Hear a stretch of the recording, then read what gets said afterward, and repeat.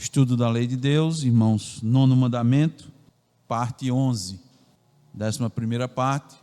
Na 10ª parte, iniciamos estudando os pecados proibidos do nono mandamento. Na verdade, nós fizemos uma introdução, que abordavam algumas questões que nós vamos estudar desses pecados proibidos, as referências bíblicas, algumas reflexões.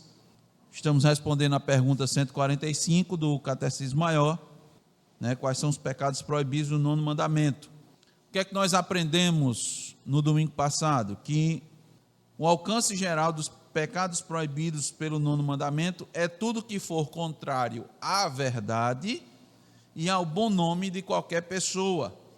Então, o nono mandamento, ele proíbe toda conduta que, por palavra, ação ou até omissão, interfira na manutenção da verdade entre os homens e na preservação do bom nome. Porque nós vimos que cada pessoa traz em si a imagem de Deus, mesmo que muito maculado pelo pecado. Certamente a gente tenta imaginar como seria Adão e Eva antes da queda, a gente tenta imaginar, mas é pouco, Porque você imagina os irmãos de Deus fazer um ser perfeito, Devia ser assim algo maravilhoso, na sua perfeição, no modo de falar, de como eles tratavam uns aos outros, no relacionamento, nas palavras escolhidas, aquilo que eles pensavam, sem o pecado estar atingindo, como eles viam a obra da criação, como eles cuidavam da obra da criação, como eles se referiam a Deus. Então a gente pode assim imaginar, aquela imagem e semelhança de Deus, os atributos que Deus lhes comunicou, sem a mancha do pecado. Deve ser um negócio assim fantástico. Tanto é que nos primeiros anos, mesmo depois da queda, você tinha homens valentes, fortes, desbravadores, vivendo muito tempo, mas o pecado vai de tal maneira corroendo que rapidamente eles se desviam de glorificar a Deus nas suas ações e começam a se voltar para si mesmos, ao ponto de chegar em Babel, ao ponto de chegar na Babel, de ignorar completamente a ordem do Senhor, o Senhor ter que confundi-los, e tantos exemplos. A gente tem conversado, Ramon sempre se lembra de Nimrod, que seu nome até hoje é falado pelas suas conquistas, pelo aquilo que ele fez. Então imagine isso, irmãos, antes da queda. Imagine, irmãos, se durasse muito tempo. Isso é só uma forma de imaginar, um bom tempo que Adão e Eva passassem sem pecar, o que não poderia ser feito e realizado, como a vontade de Deus não poderia ser infundida no coração, na mente de muitos mais dos seus descendentes, e isso poderia perdurar.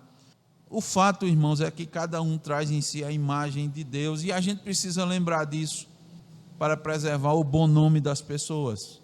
Isso tem a relação com um alcance geral dos pecados proibidos pelo nono mandamento.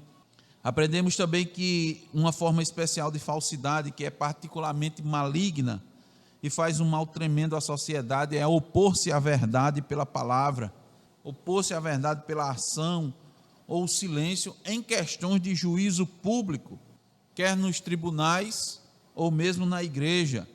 Isso inclui o suborno de falsos testemunhas, que é igualmente condenado por Deus. Nós vimos o exemplo do próprio Cristo Jesus, o apóstolo Paulo. Vamos ver de Estevão aqui na sequência, logo nos textos que vão fundamentar esse pecado, a injustiça que foi cometida com homens de Deus, e muitos deles foram mortos injustamente. O próprio Cristo, se levantaram tantas falsas testemunhas, e E Pilatos dizendo: tu não diz nada, olha o tanto de gente que fala contra você, olha tanta testemunha, tantas vozes contra você. Então é condenado demais por Deus. Nós vamos ver isso, irmãos, os versículos bíblicos, os textos bíblicos. As pessoas procuram se livrar das penalidades da lei, das consequências do seu pecado, e quando eles se esforçam nessa direção, eles vão prevalecer contra a verdade. E nós mostramos aos irmãos que isso acontece também no âmbito da igreja, né? Meus irmãos, olhem, pregue a verdade, abra a palavra de Deus e fale da verdade, que você vai ver um enorme esforço que as pessoas fazem se opondo à verdade. Nós vimos isso. Você abre a Escritura, a igreja fala da verdade. É como, lembra da igreja primitiva? A igreja primitiva, você tem um registro em Atos Apóstolos que a pessoa dizia assim: os ímpios admiravam a igreja, mas não chegava perto. Só ele não chegava perto. E alguns, e lógico, muitos se opunham à verdade. Então, é muito comum você ver um esforço das pessoas a quando você apresenta a verdade do Evangelho, elas imediatamente se levantarem contra, elas não abraçam a verdade. Por quê? Porque elas vão ser intimidadas, ameaçadas pela verdade. Elas querem, elas têm, muitas vezes, elas nem fizeram, ou já fizeram alguma coisa, mas quando você apresenta a verdade, ela vai contra aquilo que ela deseja, que ela quer, que ela pensa ou que ela fez. Então ela diz: eita, eu tenho que abrir mão disso. Ou, quem fulano pensa que é para estar falando assim contra mim? Ele não sabe a intenção, o desejo do meu coração. Ele vai se opor à verdade da palavra de Deus. Isso é muito comum. Os irmãos, nós já passamos muito por isso, irmãos, no passado, principalmente nos primórdios, né, da fé reformada, pelo menos aqui em Pernambuco, onde Deus nos deu o privilégio de participar desse momento. Havia um silêncio total, e Deus começou a levantar, né, nós ouvimos pela primeira vez, a partir do ano de 1997, não tem como esquecer a data, né, as datas. Aconteceu no nosso caso aqui, no interior de Pernambuco, né, nós pelo menos não tínhamos conhecimento, né, de outros locais, de outras igrejas que tinham, mas veio Caruaru aqui em Petrolândia, e quando a gente vai apresentando e vai trazendo o verdadeiro evangelho, as pessoas se levantam com muita força, irmãos. Tentaram tomar a igreja por várias vezes, 2, 3 tentativas. Por quê? Porque os irmãos abraçaram a fé dos apóstolos. Comissões com advogados vieram e, pela providência de Deus, não conseguiram tomar. Fomos a uma reunião de igrejas batistas e, à época, mesmo depois de uma exposição da história da igreja, feita pelo reitor do seminário, onde mostrou que os batistas, a origem dos batistas era reformada e puritana, mostrou claramente. Depois de uma reunião privada, caçaram a palavra do pastor da igreja, não deixaram ele falar. Então eu estava lá, irmãos, sou testemunha, não deixaram falar, se levantando, opondo-se à verdade. Ficamos isolados, né? Completamente isolados, ninguém queria mais conversa conosco. Então nós meditamos sobre isso e vemos isso acontecendo, né? Aconteceu no passado, acontece nos nossos dias. Iniciaremos então, irmãos, nas referências bíblicas. Os irmãos, preparem suas Bíblias, nós vamos abrir as nossas Bíblias para vermos os pecados, as referências bíblicas dos pecados proibidos no 9º mandamento. O primeiro deles é: tudo quanto prejudica a verdade e a boa reputação de nosso próximo, assim como a nossa, especialmente em julgamento público. Vamos ver essas referências. Lucas 3,14. Todos abrindo as suas Bíblias. Então, um pecado que é proibido no 9º mandamento é tudo quanto prejudica a verdade e a boa reputação de nosso próximo, assim como a nossa. Lucas 3,14. Achou, João? Pode ler daí? Eu. Muito bom. Esse contexto aí era um contexto de quê? Quem foi que disse isso? Quem foi, João, que disse isso aí? Foi quem? Foi João, né? João, você é João o Batista, mas quem disse isso aqui foi João Batista. Tá certo? É tudo parecido, mas João Batista disse isso. Soldados foram até ele, as pessoas procuravam João, o pregador, né, o precursor, aquele que pregava o arrependimento, e os soldados perguntando, né, havia um questionamento, então, até mesmo deles assim, rapaz, será que esse trabalho é correto, né, é certo? Quem sabe isso não passava, né, pela cabeça dele? A gente faz algumas coisas, eles começaram a ser questionados, por quê? Porque havia uma conduta errada, né, também, né, muito errada pelos soldados. E João, nas recomendações que João faz, nas exortações que João está fazendo, a gente pode entender aquilo que estava acontecendo, porque o soldado tinha poder e maltratava as pessoas, né? Batia, dava denúncia falsa para condenar as pessoas, e tinha uma facilidade muito grande de receber suborno, propina. Eu vou fazer uma pergunta aqui, assim, aleatória, vou escolher uma pessoa aqui aleatória. Zaqueu, isso é comum nos dias de hoje? Não? Ainda é, né? Infelizmente, né? Ainda é. A tocada é a mesma. E aqui o foco é não dar denúncia falsa, não prejudicar a verdade e a boa reputação do outro, nem a nossa por meio da mentira. Ainda, irmãos, havia, né? Havia e ainda há muitas formas das pessoas se beneficiarem por meio da mentira, prejudicando o seu próximo. Especialmente nesse caso, o soldado era um servidor público, né? Por quê? Porque a palavra de um servidor público tem fé pública, né? Então o soldado chegava, entre a palavra de um soldado e alguém que ele estava prendendo, quem pesava mais, né? Quem tinha mais peso? A dele.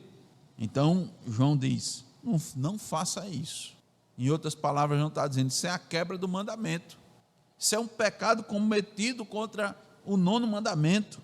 Agradar outra pessoa como seu superior e ficar bem quisto por ele, extorquir dinheiro, chantagear o outro. Eu pergunto, quantos não falam mal do próximo para que ele caia na hierarquia e a pessoa suba? Quantos não fazem isso? Eu vou tirar fulano da jogada, como é que eu vou fazer isso? Eu vou começar a preparar, né? E vai pegando as coisinhas que ele vai fazendo, normalmente é assim, vai pegando, vai fazendo um dossiezinho, né? Olha, em tal momento ele fez isso, em tal momento ele fez isso, então, aí pronto, está aqui, né? Aí entrega para o superior. Aí por quê? Porque ele vai sair da jogada, alguém vai ter que ocupar o lugar dele. Quem vai ser, né? Amã. Chega o rei e disse: Amã, a quem se fará, o que se fará a quem ao rei deseja honrar? Aí ele: só pode ser eu, o príncipe mais honrado aqui, o rei tem dado todo. Então ele se preparou todo, né? Aí disse lá: pega e faça o seguinte, rei, pega essa pessoa quem o senhor deseja honrar. Que honra maior do que se vestir com roupas como o rei, né? E sentar no cavalo do rei, e alguém sair com ele nas ruas. Assim se faz a quem o rei deseja honrar. Esse homem o rei deseja honrar.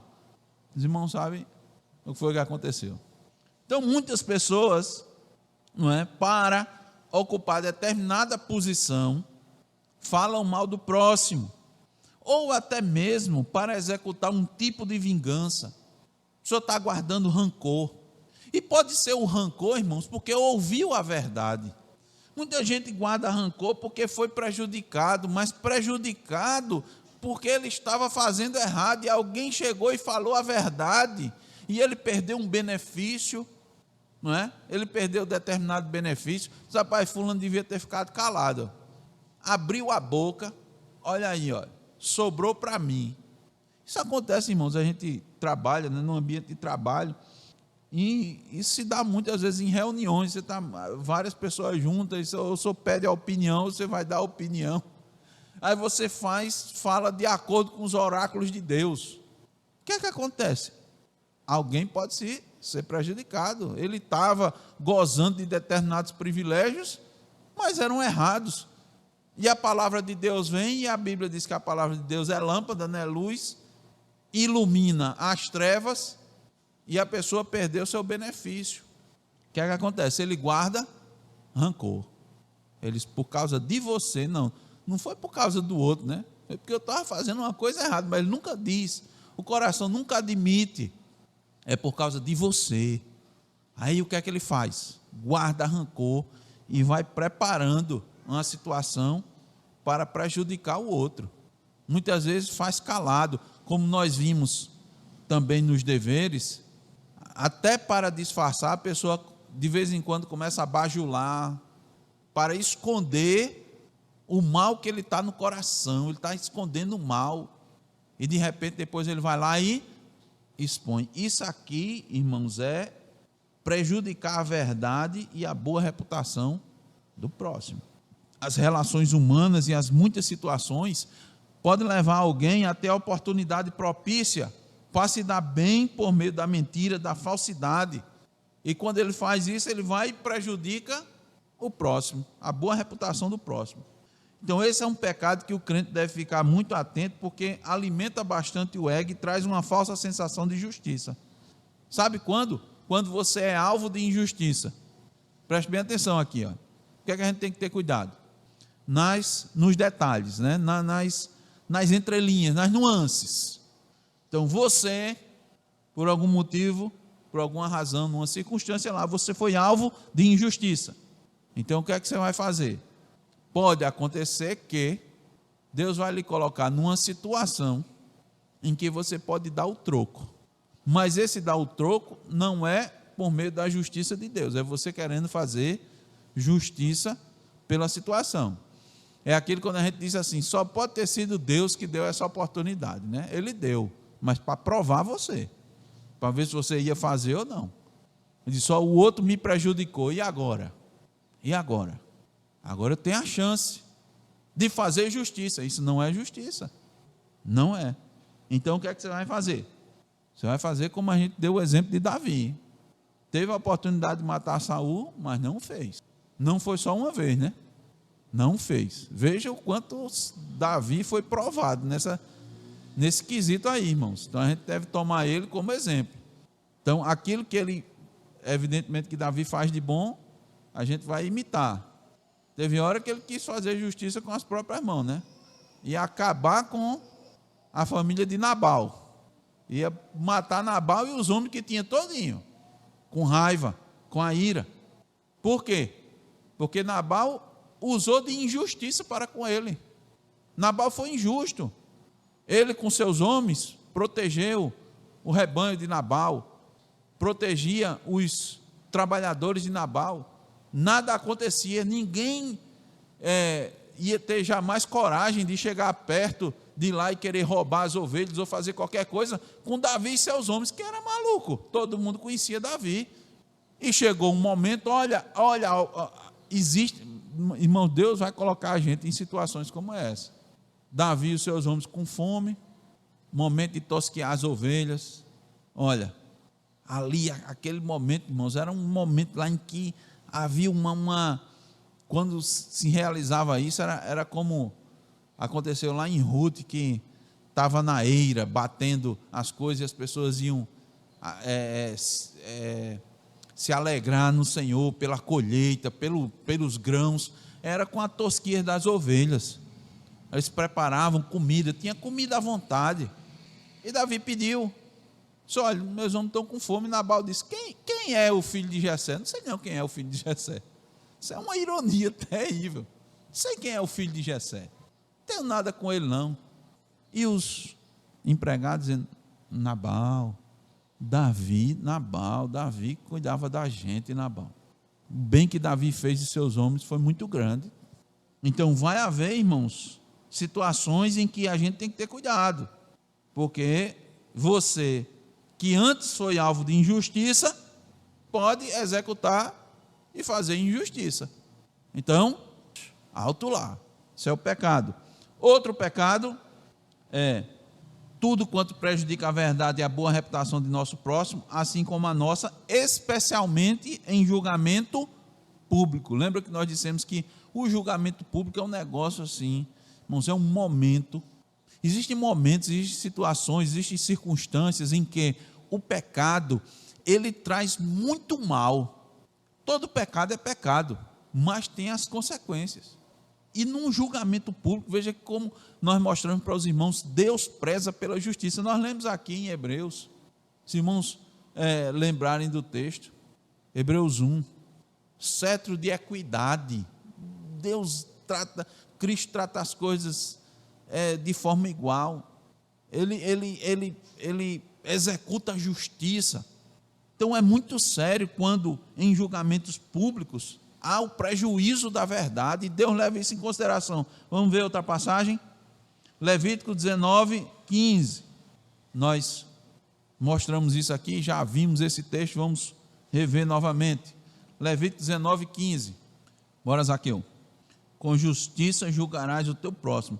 Como nós enfatizamos, irmãos, dissemos na introdução do estudo, tanto no domingo passado como esse, Deus deixou muito claro quanto Ele preza pela justiça. Ele prezava e Ele preza porque Ele é o mesmo, né?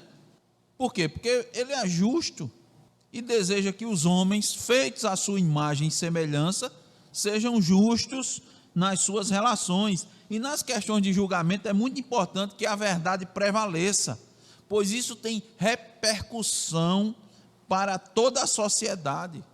Isso reverbera. Onde o povo, os tribunais são os locais onde o povo espera e deseja que a justiça prevaleça. É onde eles se dirigem para que a sua causa seja julgada. Então, aquilo dali há uma expectativa, e é uma expectativa correta, de que no tribunal estejam pessoas dispostas a estabelecer a verdade, a trabalhar com a verdade e executar a justiça. Então, quem está envolvido no julgamento tem que se esforçar ao máximo, usando de todos os instrumentos e as habilidades ao seu alcance para agir dentro da lei e fazer a justiça.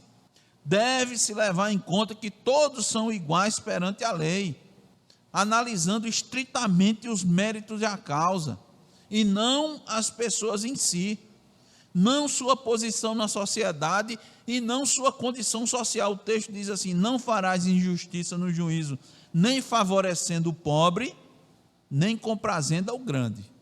Então fica claro também que há uma tendência aqui, Há uma tendência de você olhar o grande e olhar o pobre.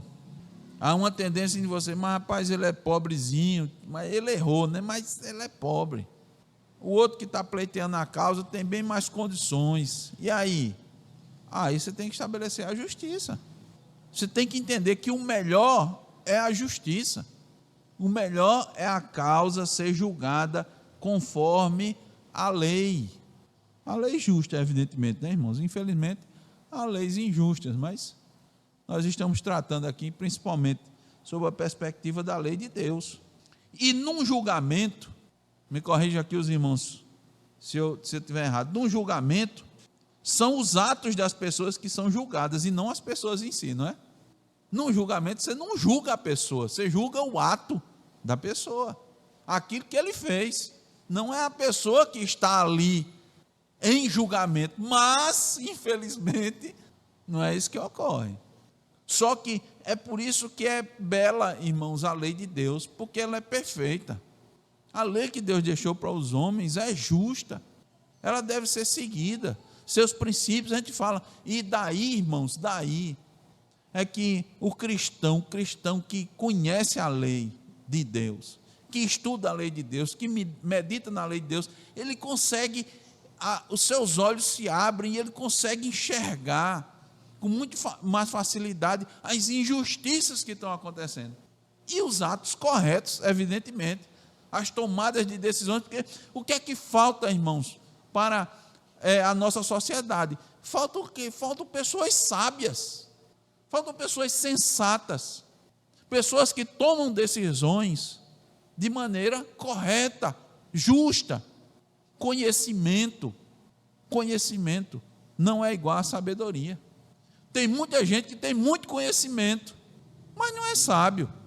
Tem muita gente, nós trabalhamos na universidade, né? Então, há uma tendência natural as pessoas rechearem o currículo Lattes. Isso é uma tendência. Não tem nenhum problema com isso, não. Só que um currículo Lattes recheado não significa dizer que aquela pessoa é sábia, não. Pode significar que ela tem conhecimento, até pode, porque nos dias de hoje pode, né, indica que ela tem conhecimento, mas nós, irmãos, precisamos de pessoas com conhecimento e sábias. Aí diz que a palavra de Deus faz as pessoas sábias, a palavra de Deus faz com que crianças emitam juízos e analisem as coisas melhores do que adultos, quando elas conhecem a lei de Deus. E quantas crianças já não envergonharam adultos? Não porque elas quiserem envergonhar, porque elas conhecem a lei de Deus e elas abrem a boca e falam da parte de Deus. Elas emitem o julgamento adequado porque elas conhecem a lei de Deus. Então, num julgamento, são os atos das pessoas que são julgadas e não as pessoas em si. Então, o pecado é tudo quanto prejudica a verdade e a boa reputação do nosso próximo, assim como a nossa, especialmente em juízo público. Hoje em dia, a gente está passando por uma situação, né, no nosso país, que a gente está com uma série de julgamentos, né, televisionado e tal.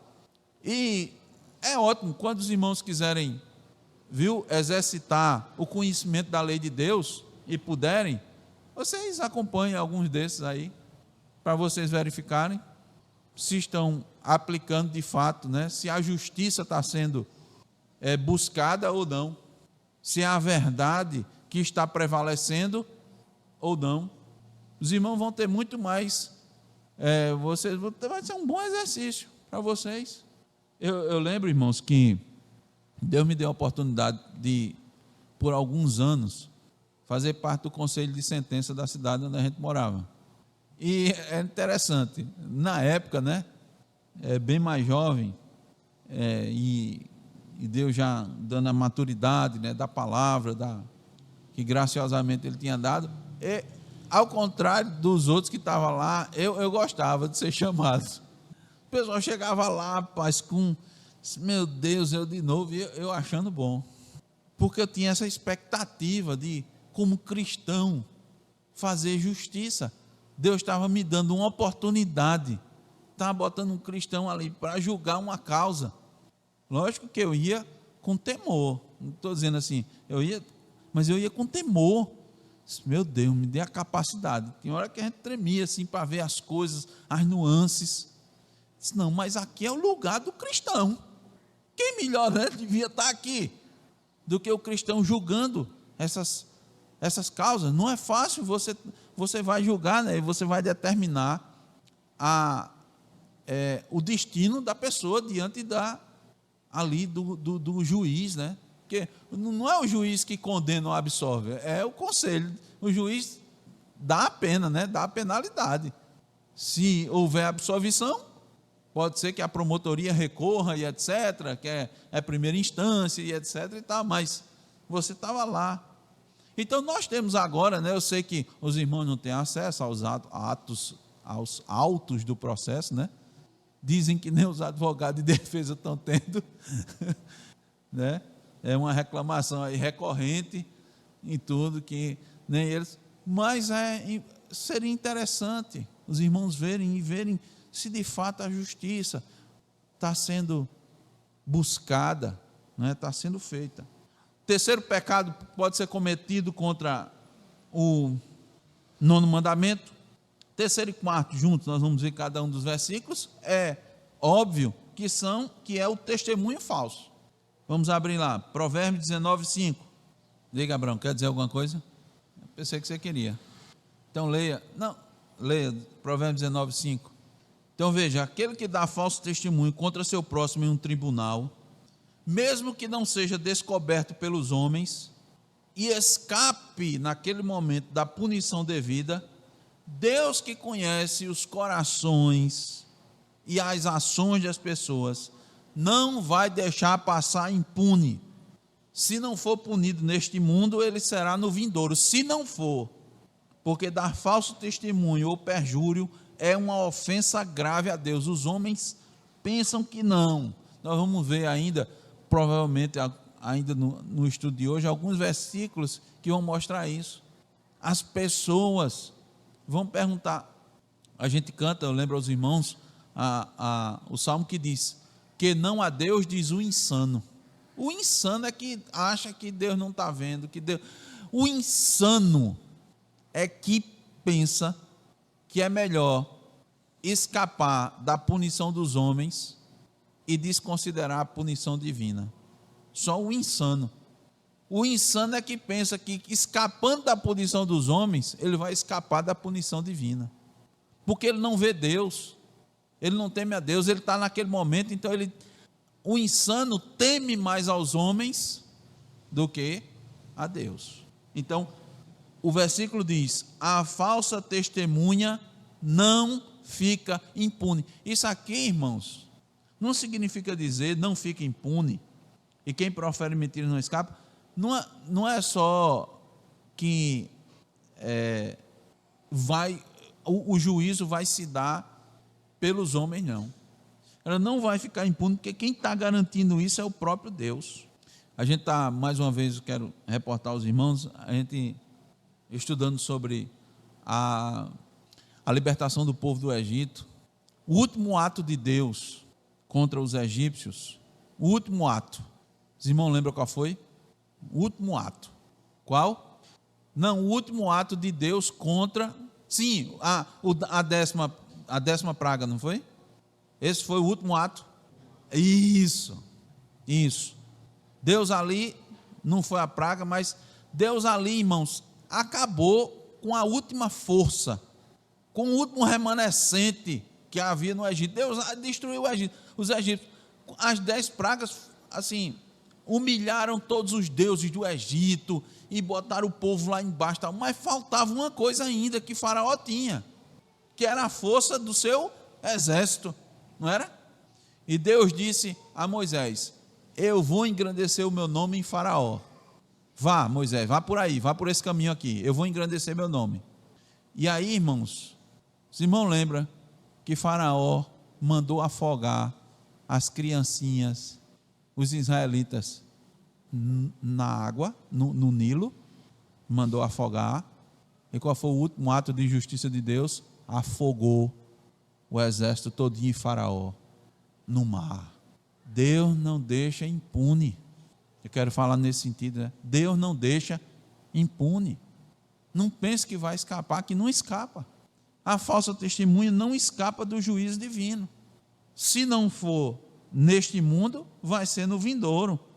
E quando se recebe a punição nesse mundo, é melhor. A pessoa não entende se é melhor, sabe por quê? Porque Deus está dando a chance de arrependimento. Deus, quando se recebe a punição aqui, você pode parar para pensar e dizer, isso aqui é Deus me punindo pelo que eu fiz, eu vou me arrepender. Então é bondade da parte de Deus. Você ainda tem chance, você ainda tem oportunidade. Mas quando a punição é só no mundo vindouro, tem gente que morre rindo, pecando, morre rindo no pecado. E a gente não pode considerar, não pode ter a visão de só, olha, está aí, ó.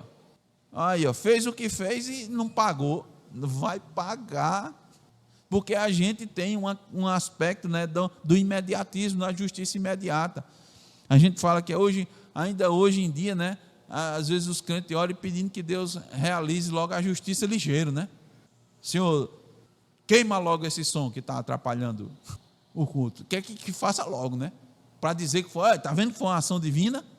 Deus tem o seu modo de justiça. Deus tem o seu tempo de executar o juízo. Os cananeus só foram julgados 400 anos depois, 600 anos depois, melhor, se eu não me engano. Foi o tempo que Deus prometeu a Abraão, né? Que ele ia para a terra e disse: olha, a medida da iniquidade dos cananeus ainda não chegou não, vai chegar. E eles vão ser punidos.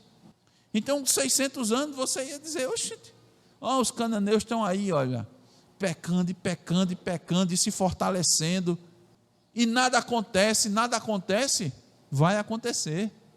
O julgamento veio por meio de Israel. E lógico, evidentemente, que morrendo na sua impiedade, eles iam ser condenados. Quer coisa pior? A condenação? A morte aqui, irmão, não é nada. Não é nada se estivermos com Deus. A falsa testemunha não fica impune. E o que profere mentiras não escapa, porque Deus é justo. O que tem hábito de mentir, caso não seja reprovado pelos homens, sofrerá com a punição eterna da ira de Deus. É pecado contra o 9º mandamento, o testemunho falso e, evidentemente, subornar testemunhas falsas. Vamos lá para Atos agora, Atos 6. Atos 6:13. Ramon, leia, por favor. Então, tão maléfico quanto dar um falso testemunho é contratar testemunhas falsas para distorcer a verdade. Estevão foi vítima dessas testemunhas, utilizadas para colocá-lo perante o sinédrio e ser julgado. A palavra de Deus diz lá em Deuteronômio 16:19 que o suborno subverte a causa dos justos. O suborno, a falsas testemunhas, é maligno porque é algo premeditado. É algo que foi pensado, as pessoas se preparam para falsear a verdade, para usar meias verdades e com isso incriminar alguém que é inocente, ou então para inocentar o culpado. Tanto é que no nosso ordenamento jurídico, eu imagino que em muitos outros, o crime premeditado, ele é julgado com muito mais rigor, né? O premeditado. Então a testemunha falsa é o quê? Você prepara. Isso, exatamente. Isso é horrível, isso é terrível. Deus olha para isso, irmãos. É porque eu estou dizendo, os ímpios não conhecem a Deus, e a gente, se não conhecer a lei de Deus, a gente minimiza também. Está de um jeito que é normal mentir. É normal mentir. É comum. E testemunha falsa, fulano quis ajudar cicrano. É ajudar. Mas não é isso não, irmãos. Para Deus isso é terrível. Por quê? Porque se usa a capacidade humana para acusar alguém de algo que ele não fez, ou inocentar um culpado, ou livrar alguém da penalidade que ele deveria receber. E quando são 2 ou mais testemunhas, naquele tempo, os irmãos sabem que era suficiente para condenar alguém. Isso é uma covardia tremenda. Isso é covarde. Estevão foi alvo de covardia. Agora, os irmãos, de novo, voltando para aquela questão que nós falamos. Atos capítulo 7, até tem nas nossas Bíblias, é a defesa de Estevão. Quando Estevão terminou de se defender, ou seja, quando ele parou de expor a verdade, de defender a verdade, leia aí o versículo 54 de Atos 7, que ele falou a verdade, não foi tudo que ele disse, foi verdade. Olha aí, Atos 7, 54. Vamos ler, Gisele, lê aí, bem forte. Olha só, rilhavam os dentes, irmão, uma raiva, uma tremenda, porque ouviram a verdade. Ele apresentou sua defesa, as testemunhas eram falsas, mas a sua defesa era verdadeira. O que aconteceu? Rilharam os dentes. E aí, tudo é desculpa para condenar, para matar. Vamos ler o restinho, versículo 55. Mas Estevão, cheio do Espírito Santo, fitou os olhos no céu e viu a glória de Deus e Jesus, que estava à sua direita, e disse: Eis que vejo os céus abertos e o Filho do Homem em pé à destra de Deus. Eles, porém, clamando em alta voz, taparam os ouvidos e, unânimes, arremeteram contra ele e, lançando-o fora da cidade, o apedrejaram. As testemunhas deixaram suas vestes aos pés de um jovem chamado Saulo e apedrejavam Estevão, que invocava e dizia: Senhor Jesus, recebe o meu espírito. Então, ajoelhando-se, clamou em alta voz: Senhor, não lhes imputes este pecado. Com estas palavras, adormeceu. Um crente, né? Julgado injustamente, falou a verdade. Aqui a gente está dizendo, olha, nenhum cristão, vou repetir, nenhum cristão está livre de injustiça nem de morte. A gente vai orar e vai pedir a Deus que seja feita a justiça para o cristão.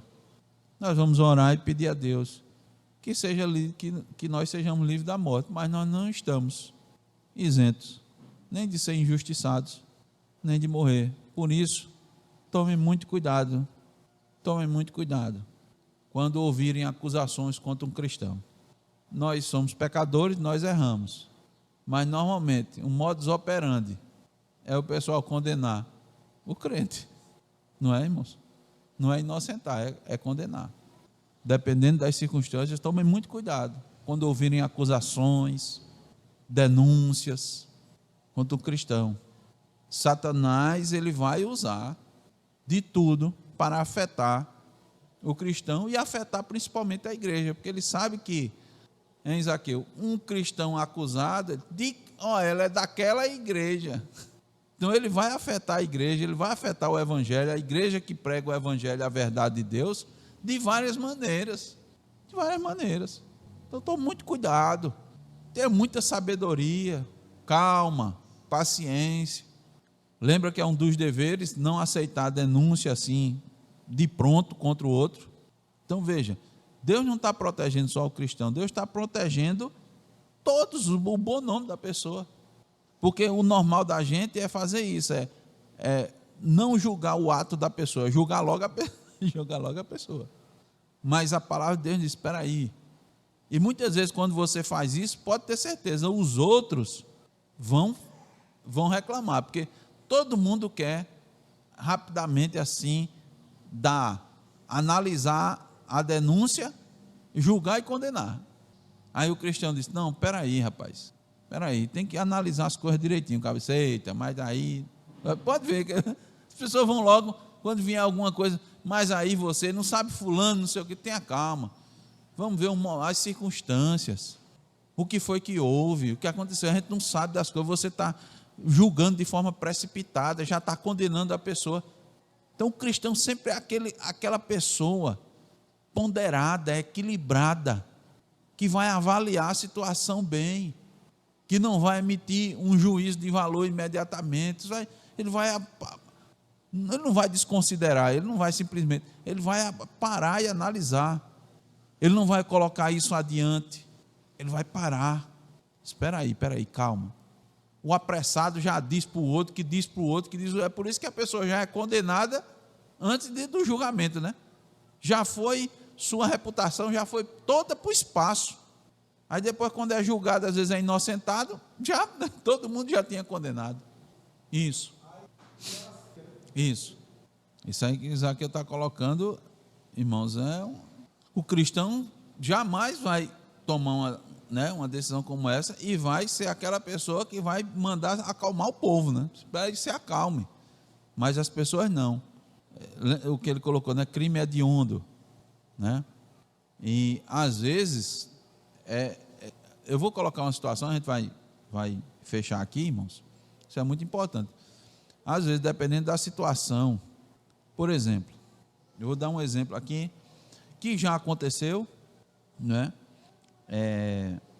E que já aconteceu, um exemplo conhecido nosso, e você tem que ter muito cuidado, principalmente, por exemplo, com relação à questão de trânsito.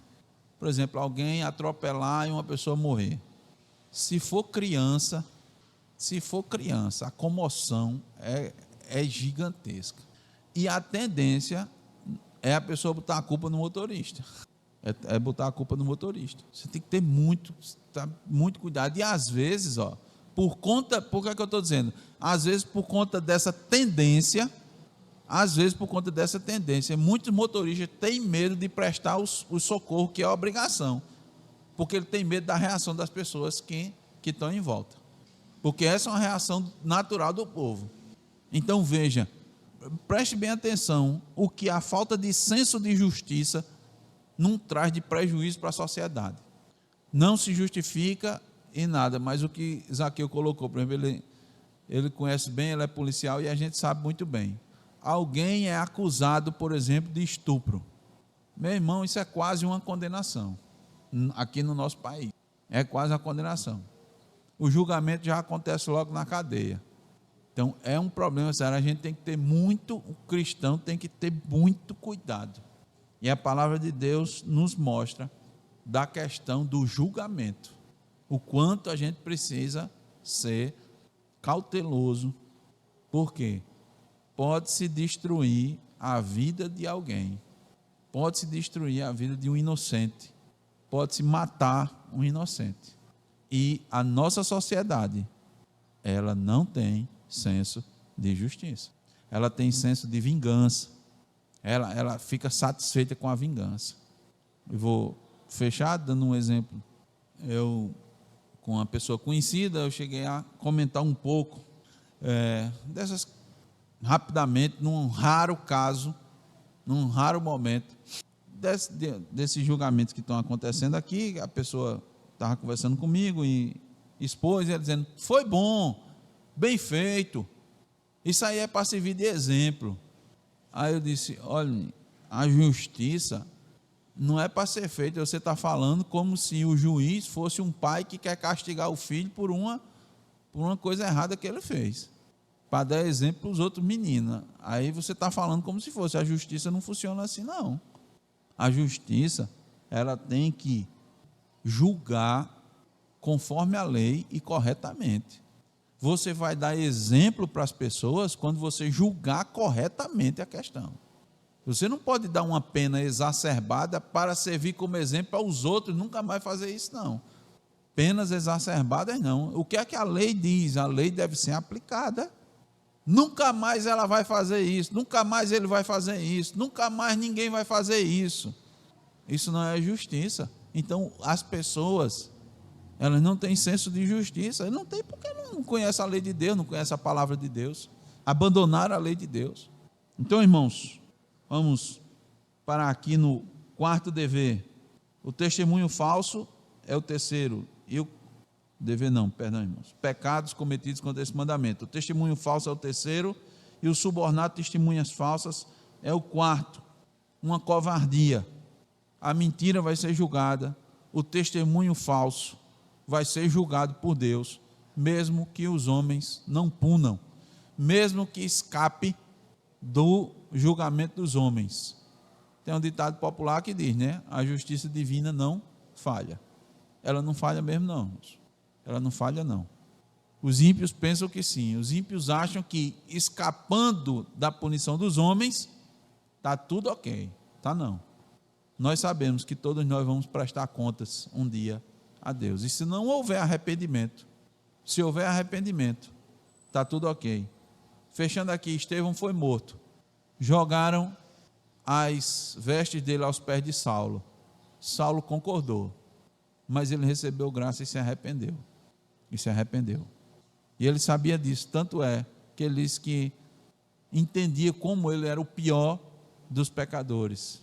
Porque ele inclusive disse, eu persegui os cristãos, eu concordei com a morte dos cristãos, eu contribuí com a prisão, porque eu ia atrás dos cristãos. Na minha ignorância fui instrumento de injustiça, mas com arrependimento,